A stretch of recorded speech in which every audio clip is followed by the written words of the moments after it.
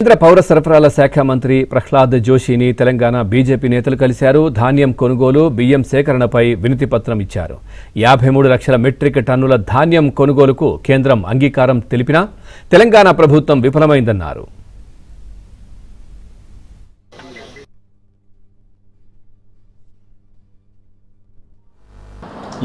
లక్షల మెట్రిక్ టన్నులకు సంబంధించినటువంటి కొనుగోలు చేయడం కోసం అనుమతి ఇచ్చినప్పుడు కూడా మొదటి నుంచి ప్రారంభం నుంచి కూడా ఈ ప్రభుత్వం పూర్తిగా వైఫల్యించింది.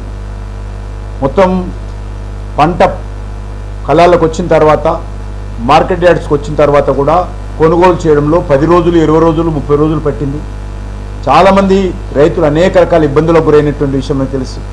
అనేక మీడియాలో వచ్చింది, మేము చెప్పడం కాదు. ఏ రకంగా రైతులు ఆందోళన చెందారో, ఆవేదన చెందారో, ఉద్యమాన్ని దిగారో మనం చూశాం.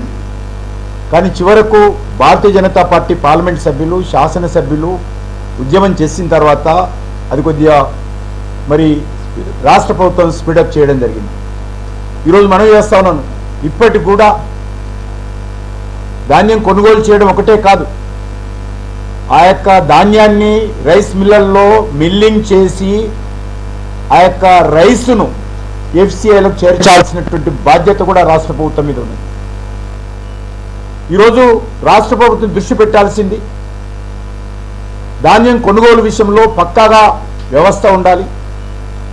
కొన్నటువంటి ధాన్యాన్ని రైస్ మిల్లల్లో మిల్లింగ్ చేయడానికి కావాల్సినటువంటి వ్యవస్థ ఉండాలి.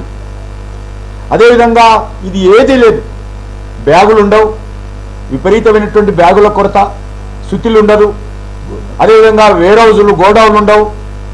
మరి అదేవిధంగా చివరకు రైస్ మిల్లర్లు అక్కడక్కడ ప్రైవేట్ ప్లాస్లలో పెట్టినప్పటికీ కూడా వాటిని ఆడించడానికి కావాల్సినటువంటి రైస్ మిల్లుల వ్యవస్థ లేదు.